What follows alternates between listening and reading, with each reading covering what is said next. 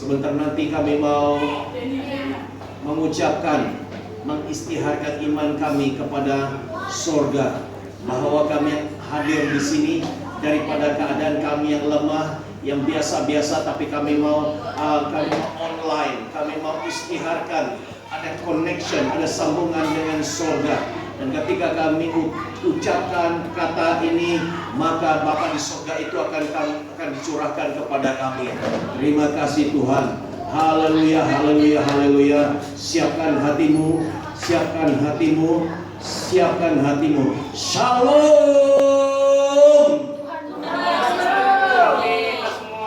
Lagi sekali. Shalom.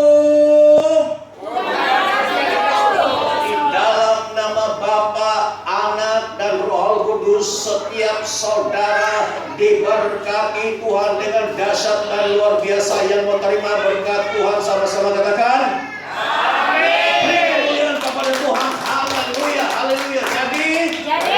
Oke, dan jadilah menurut imanmu. Amin. Oke, puji Tuhan. Walaupun kita begini, tapi kita adalah orang-orang yang diberkati. Waktu saya berdiri tadi saya toleh ke belakang, dan ada yang memberitahu saya, inilah murid-murid kau. Haleluya. Sekarang ini lebih daripada 12. Ada 12 kan? Lebih. Kamu adalah murid-murid yang akan melakukan apa yang Tuhan perintahkan kepada kita semua. Oke, puji Tuhan. Sekali lagi sebelum itu kita mau welcome, selamat datang kepada dua orang kawan kita. Ya, ini dari jauh tapi sudah tinggal sini ya. Ya, mungkin dia boleh introduce nama dulu yang pertama. Saudara depan ya.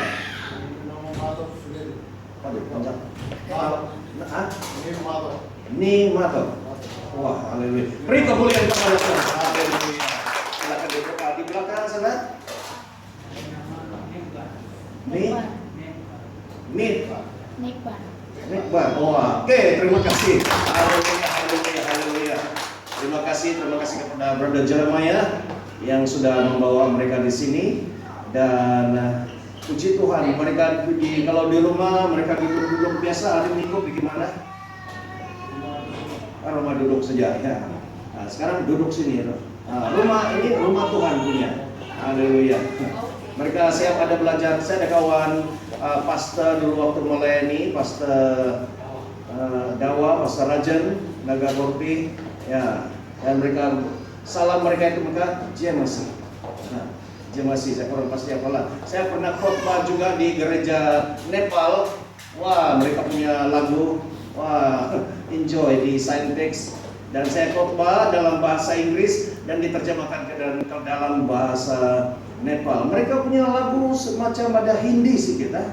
Ya, ada Hindi. Ya, jadi saya pun macam rasa ada di India juga. Oke, mari beri kemuliaan kepada Tuhan. Haleluya. Haleluya, terima kasih kepada yang setia datang, jemaat Tuhan yang setia. Pasti kesetiaanmu tidak pernah dikecewakan oleh Tuhan. Amin. Oke, hari ini kita akan belajar maksudnya. Saya akan coba cepat karena lepas ini kita nanti ada sesi mendoakan tim yang sisa semalam yang tidak habis karena semalam break record. Mungkin semalam itu yang paling break record, yang sampai berapa orang itu semalam? Ada 6 orang ya. Dan kita akan mendoakan ya. Puji Tuhan tidak ada yang dari luar, tapi kita saja. Oke, kita akan belajar. Mari kita berdoa dulu. Bapa di surga, sebelum kami belajar firman Tuhan, bukan dengan kekuatan kami, bukan kepintaran kami, kecerdikan kami, tapi biarlah pada saat ini Roh Kudus yang menghembuskan supaya kami boleh mengerti, boleh memahami apa yang disampaikan. Satu firman Tuhan disampaikan, ada 2, ada 3, bahkan ada banyak yang kami akan fahami dan tangkap. Terima kasih Bapa, di dalam nama Tuhan Yesus Kristus kami siap untuk menerima berkat firman Tuhan. Haleluya. Amin. Amin. Saya akan tunjukkan gambar ini dan kamu coba teka. Kira-kira kita belajar tentang apa hari ini? Sekarang kita belajar tentang apa? Coba lihat. Tentang berdoa. Coba lihat. Kalau tidak ada tanda-tandakan biru saja, kita pun tidak ada. Kalau ini macam tiada visi, apa kau nampak? Gelap saja pasta. Jadi itu sebabnya kita perlu penglihatan, ya. Perlu ini si apa? Feby tidak perlu terpung jauh lagi. Nah, tapi kita mau belajar ya, kita mau belajar sekarang, kita mau isi peluru. Oke, satu, kamu teka ini apa? Coba. Ya. Betul? Pagar kan? Coba. Perhati baik-baik. Gawang. Ya. Gawang. Ada gawang. Oke, yang ini apa? Pagar. Oke. Saya akan memberikan kamu beberapa jenis, tapi dia sama juga. Yang ini, Timbok. oke. Dan yang ini,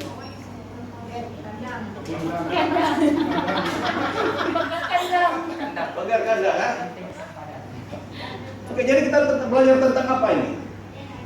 Apa yang sebenarnya mau disampaikan?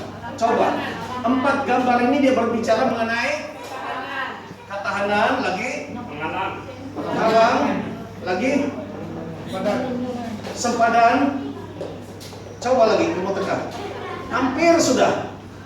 Kita belajar tentang pertahanan. Oke. Paham? Dia lagi. Keselamatan. Kita akan belajar hari ini simpel saja mengenai Pagar. pagar. Haleluya. Oke. Kita tengok pagar itu biasa-biasa, tapi ada dia punya fungsi. Saya sampaikan ini, hati saya kuat disampaikan ini karena kita tahu kita perlu pagar. Ya. Dan kita lihat ada satu ayat dan kamu teka, ini diambil daripada mana? Dari kitab mana ayat ini yang berbicara mengenai pagar? Oke. Coba, saya kira sampai 5. Dari kitab mana? 1, 2, ya. Ayo, oke, beri kemuliaan kepada Tuhan. Haleluya. Bukankah engkau yang membuat pagar sekeliling dia? Siapa yang berbicara ini? 1 sampai 5, 2, 3, hah? Iblis. Oh, oke, beri kemuliaan kepada Tuhan. Itu lagi kalau kita belajar kan, ya, jangan kamu belajar masuk hilang. Itu sebabnya ketika kita berhadapan dengan sesuatu terus firman Tuhan itu datang. Kita tahu, ya. Jadi ini bukan hanya sekadar gereja, tapi ini adalah apa? Sekolah Alkitab. Kita belajar tentang firman Tuhan. Oke, kita teruskan. Oke, ini kamu sudah tahu kan? Ini diambil daripada kitab Ayub pasal 1 ayat 10. Kita baca bersama-sama. 1, 2, 3. Bukankah engkau yang membuat pagar sekelilingnya dan rumahnya serta segala yang dimilikinya? Apa yang dikerjakannya telah kau berkati, dan apa yang dimilikinya makin bertambah di negeri itu. Siapa yang berkata ini? Siapa? Boleh dipercayakan di kata-kata dia ini? Kamu jangan sembarang tanya-tanya ini iblis, bukan boleh percaya. Oke? Boleh percayakah kata-kata dia ini? Karena dia iblis ini mau menyerang Ayub, tetapi dia beritahu Tuhan, saya mana boleh dirosakkan dia, saya mana boleh serang dia, karena Tuhan buat pagar sekeliling dia. Daripada kata-kata ini, bahwa kita semua anak-anak Tuhan dipagari Tuhan. Amin. Beri kemuliaan kepada Tuhan. Haleluya. Iblis tidak boleh sembarang-sembarang serang kita, karena kita dipagari Tuhan. Dan katanya lagi, bukan dia saja, katanya engkau yang membuat pagar sekeliling dia. Siapa di sini? Dia ini. Yang dia ini siapa? Setan. Kenapa? Yang ini siapa? Iblis berbicara kepada Tuhan, bukankah engkau yang membuat pagar sekeliling dia? Yang dia ini siapa? Ayub. Oke, ini Ayub dan rumahnya dan juga keluarganya. Artinya Tuhan buat pagar untuk Ayub dan juga rumahnya, untuk keluarganya, dan juga apa katanya? Segala miliknya, harta bendanya, dan juga ini. Itu sebabnya nanti kalau ada pengusiran, kalau si Golum, si kuntilanak, kamu belasahlah mereka. Tetapi kalau bila muncul si siapa? Si Lucifer, biar saya settle dengan dia.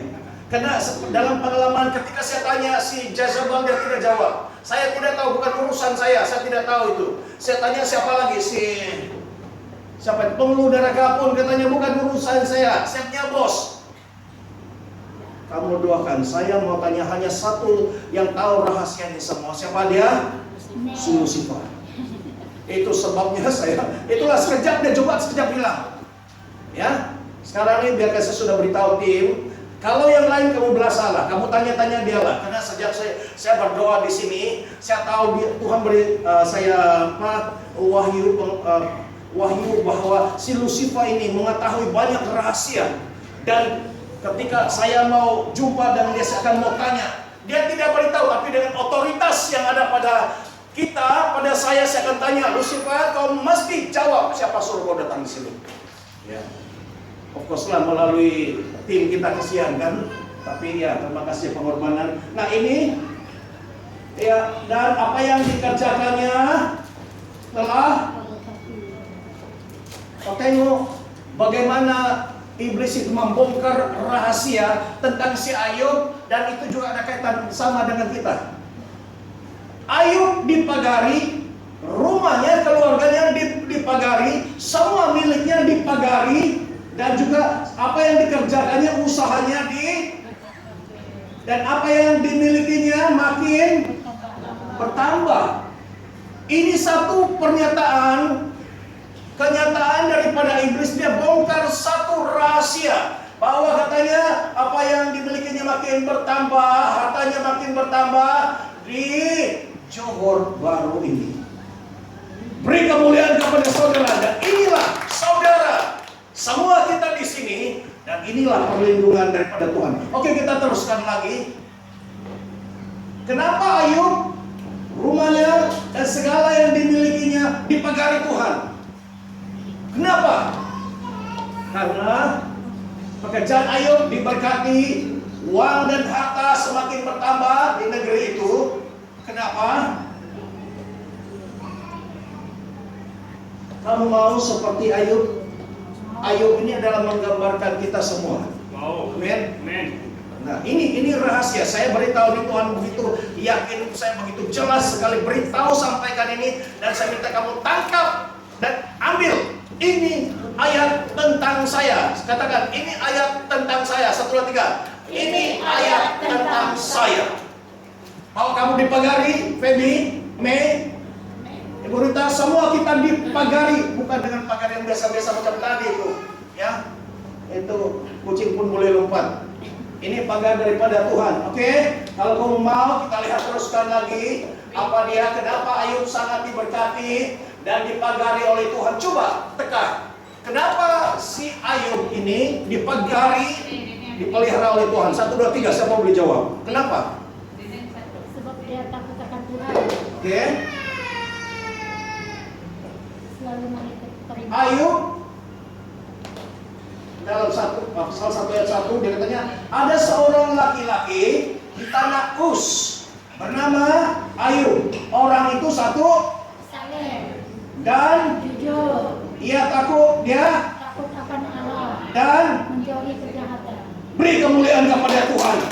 Kenapa? Kalau kamu mau dipagari oleh Tuhan, dirimu dipagari, keluargamu dipagari, hartamu dipagari, apa usahamu, pekerjaanmu diberkati. Contohilah Ayub. 1, saleh, 2, jujur, 3, takut akan Allah, dan menjauhi kejahatan. Ini 4 rahasia yang harus kita lakukan.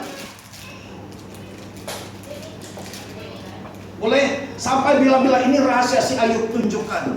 Yang ditolong oleh si iblis ini.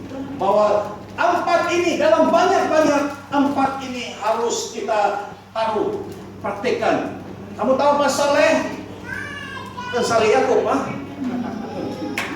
Saleh, jujur, takut akan Tuhan, menjauhi kejahatan. 4 ini dilakukan oleh si Ayub, maka dia diberkati sekali. Diberitahu bahwa dia adalah orang yang paling kaya di tempat itu. Ya, paling diberkati. Nah ini kalau siapa mau diberkati, bukan saja diberkati tidak cukup, tapi nanti kalau dirampas balik, dicuri, ya sayang, kamu diberkati dan itu terus menjadi milik kamu, tidak akan lagi hilang, tidak akan keluar.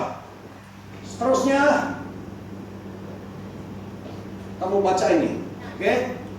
Sama-sama, baca sama-sama ya. Apa penjelasan tentang saleh? 1, 2, 3. Kesalehan atau godliness adalah keadaan di mana seorang beriman dapat bersikap, berbuat, berkata-kata, dan berpikir dengan penuh ketulusan, penuh pengertian, penuh pengorbanan, penuh hikmat, dan penuh makrifat. Pada posisi iman seperti ini, ia tidak dapat tergoda oleh hal-hal dunia. Ini saleh, beri kemuliaan kepada Tuhan. Saya berikan dan dengan penjelasan ini kamu coba pahami apa maksudnya seorang yang soleh. Ya, kata lain bagi soleh ialah apa? Dalam bahasa Inggrisnya righteous. Dia seorang yang kudus. Ya, ini kita berjuang untuk hidup soleh. Kamu baca ini dengan penuh ketulusan. Yang kedua, perhatikan baik-baik. Jujur. Jujur, kita baca sama-sama. 1, hati yang lurus, tidak berbohong. Dia berkata apa adanya, tidak curang, tulus ikhlas, tidak munafik atau bermuka dua. Jujur adalah sikap moral yang sejati, yang berasal dari hati yang bersih, nampak dalam tutur kata dan perbuatan. Kejujuran adalah buah pertobatan, bukti penyerahan total kepada Tuhan. Itu dia jujur. Satu kata, tapi dengan penjelasan kamu boleh tangkap ini. Ini ada syukur ada 4 saja kalau kamu mau hidup berhasil, dipagari, dipelihara oleh Tuhan. Oke, nanti saya akan post di dalam grup kita ini. Yang ketiga tadi apa? Coba. Ada 4 kan? Yang ketiga? Ya. Oke, takut akan Allah. 1, 2, 3. Takut akan Tuhan merujuk kepada rasa takut atau perasaan hormat, kagum atau pasrah terhadap Tuhan. Oke, ini bukan takut yang takut kepada hantu, tapi takut yang hormat, kagum kepada Tuhan. Ya, kita kagum keajaibannya, tidak ada yang melebihi seperti Tuhan kita. Walaupun dukun hebat, walaupun di mana-mana tepikung di kultu hebat, kita punya apa? Saya hebat. Jauh lebih hebat, bahaya. Haleluya. Karena anak Tuhan kau hebat, beri kemuliaan kepada Tuhan. Haleluya. Kita semua hebat karena Bapak kita di dalam kita hebat. Tapi kalau tidak ada Bapak di surga, janganlah hebat-hebat. Ya. Yang keempat, yang terakhir ialah, oke, ini ayat dia. Mengenai takut akan Tuhan, Amsal 14 ayat 2 saya bacakan. Siapa berjalan dengan jujur, takut akan Tuhan. Tetapi orang yang sesat jalannya, menghina dia.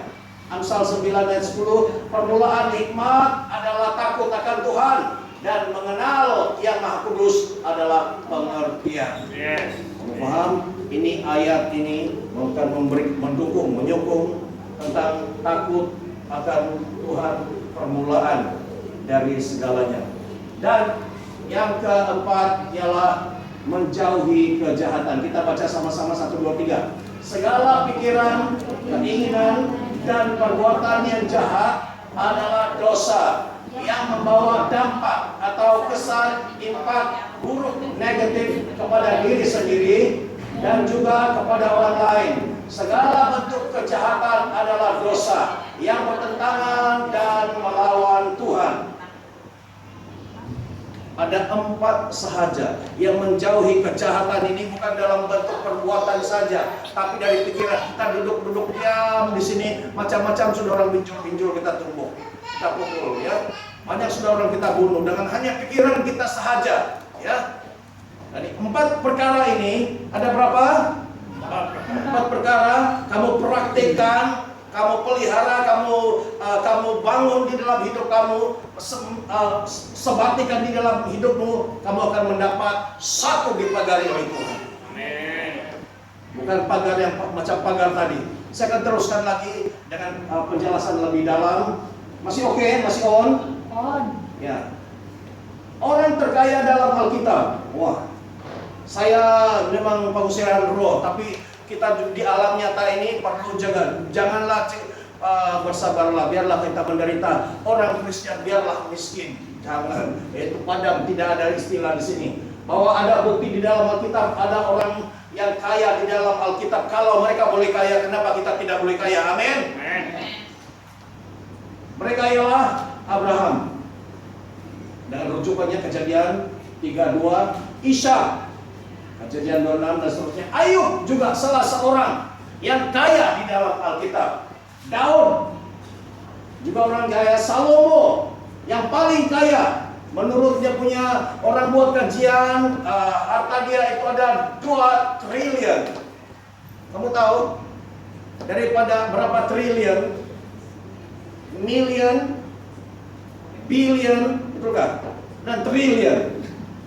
Terlalu banyak itu harta Salomo dan Yusuf. Ini adalah orang-orang yang kaya tapi dipakai oleh Tuhan. Poin dia di sini ialah kita tidak salah jadi kaya, tapi tetap melayani Tuhan.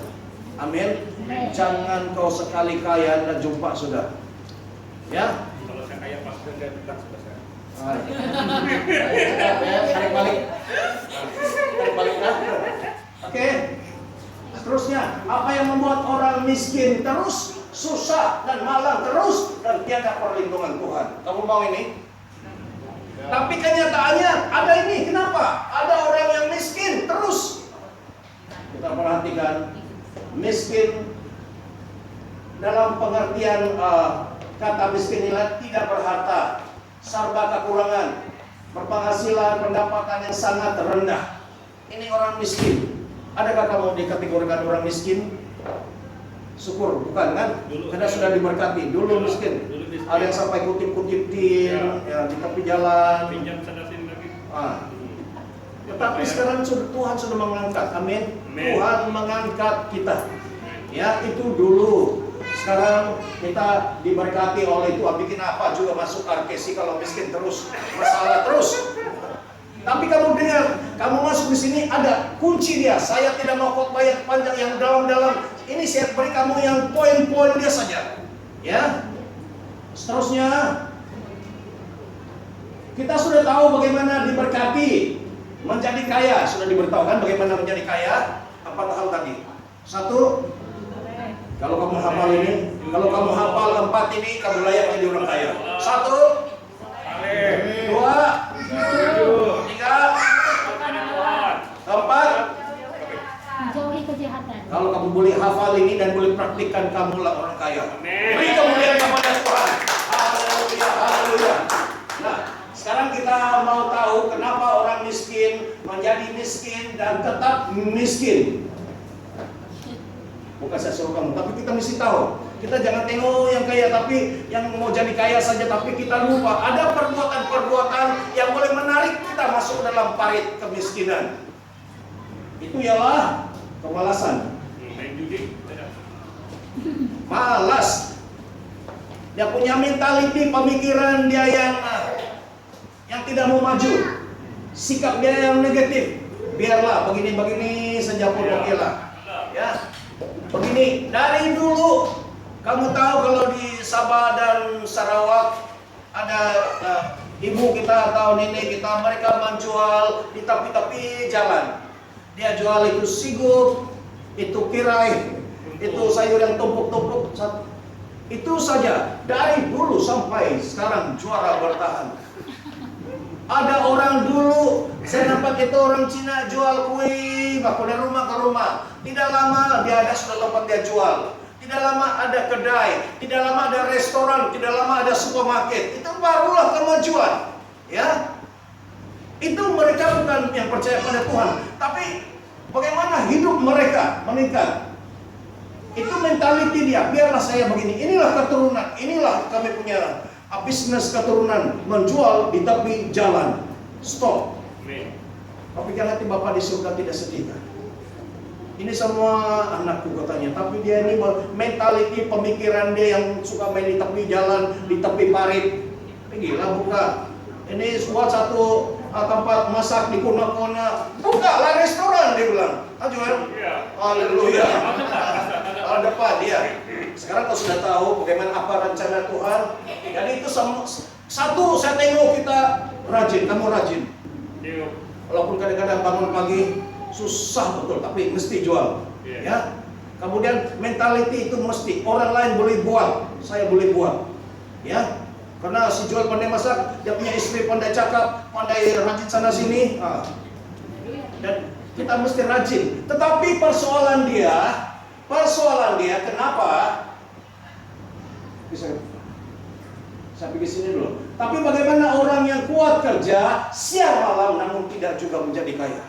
Adakah?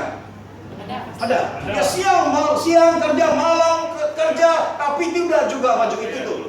Hah? Saya dulu macam ini. Dulu. Ya. Sekarang? Haleluya.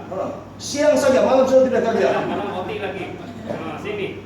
Oke, nah ini lagi berkat, ini betul-betul jaminan. Kau dapat gaji di dunia, kau pulang pun dapat juga. Amin. Semua, haleluya. Kamu tahu satu hari kau sudah masuk di surga, terus berapa yang orang datang? Kau jangan heran, kenapa? Terima kasih juga yang kau lepaskan saya dulu. Yalah biasalah, datang lagi satu terima kasih ya. Mungkinlah begitu, mereka berterima kasih karena apa yang kita lakukan. Saya percaya apa yang kita lakukan di muka bumi ini tidak hilang. Itu akan kita tuai di surga. Oke, kenapa? Penjelasan kaya dan diberkati tidak sama. Oke, satu kaya, satu diberkati, sama atau tidak? Ya, hampir sama kan? Tapi saya akan jelaskan. Orang yang kaya, orang yang diberkati, hampir sama, tapi tidak sama. Satu kaya adalah orang ini secara dunia, dia kaya, dia boleh jadi sombong. Ya, dia kaya untuk dirinya sendiri, dia merasa megah, tapi dalam kekayaannya itu dia sakit, penuh dengan kesedihan, tapi dia tidak juga puas dengan kekayaan dia dan dia tamak. Ini kekayaan hasil usaha jerih payahnya. Tapi kalau kita melihat yang diberkati, ini diberkati artinya dari Tuhan. Yang berlimpah, sentiasa akan mengalir, tidak akan berhenti. Selagi kita mau praktikkan yang 4 hal itu, dia terus mengalir dan digunakan untuk pelayanan Tuhan dan untuk sesama. Beri kemuliaan kepada Tuhan. Haleluya. Haleluya. Tidak sama. Ya, kita jangan pikir hanya kaya-kaya itu secara istilah manusia. Tapi kalau diberkati, dia kaya dan ada yang terus mengalir daripada Tuhan. Kalau yang kaya ini mesti berusaha dengan kekuatan manusia. Tapi yang daripada Tuhan sekali dia memberkati, yang tulang kering pun boleh hidup. Ya, yang padang gurun yang sudah kering pun semua menjadi subur. Orang yang bodoh menjadi pintar. Wah. Yang kamu tidak pernah pengalaman karunia, kamu akan mendapat. Karena itu semua daripada Tuhan. Sumbernya daripada Tuhan.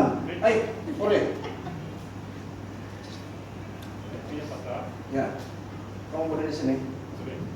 Oke, ada satu yang saya.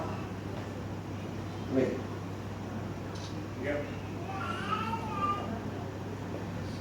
Saya mau kasih perhatikan ada kata daripada Newton. Dia yang membuat kajian tentang apa? Newton, dia buat kajian tentang gravity. Betul kan? Gravity. Dan dia membuat kesimpulan begini, hukum pertama Newton tentang gerakan menyatakan bahwa sebuah benda yang bergerak memiliki kecenderungan untuk tetap bergerak. Sesuatu yang bergerak, dia akan terus bergerak. Sementara benda yang diam memiliki kecenderungan untuk tetap diam. Hukum ini berlaku juga pada manusia. Ada manusia yang secara alami terdorong untuk menyelesaikan pekerjaannya. Ada manusia yang selalu bersikap acuh tak acuh, memerlukan motivasi untuk mengatasi kemalasan mereka. Ada orang yang mau ditendang dulu baru buat kerja, mau dimarah-marah dulu baru kerja. Siapa itu? Saya. Tapi ada orang, dia sudah tahu apa yang mau dibuat. Macam jualan nih, bangun, kamu pergi jualan. Tidak perlu diberitahu, memang dia sudah, itu sudah kena program. Tapi ada orang, ya, mau dimarah-marah, kau tidak mau maju kan? Hah? Kita ini kau tahu, kita merantau, tempat orang tahu, kau tidak kerja. Baru dia bangun pun yang pelan-pelan. Sakit pinggang lain hari, macam-macam. Nah, kita adalah satu gerakan. Ya, seperti ada firman Tuhan yang Brother Jimmy suka. Lakukanlah sesuatu seperti kita melakukannya untuk Tuhan. Tuhan. Amin. Apapun kita buat, siap buat ini untuk Tuhan. Yes. Pasti dari hati. Amin. Tapi kalau kita buat karena si pastor, kalau di pastor macam-macam, pastor yang bukan-bukan, pastor. Suka saya sama kau ni. Ya, itulah. Tapi kalau kamu buat untuk Tuhan, saya lagi heran. Di mana sudah? Di depan sudah. Nanti dulu sama-sama. Kau tahu siapa? Tak boleh tunggu. Kau berhadapan dengan siapa? Si Lucifer itu.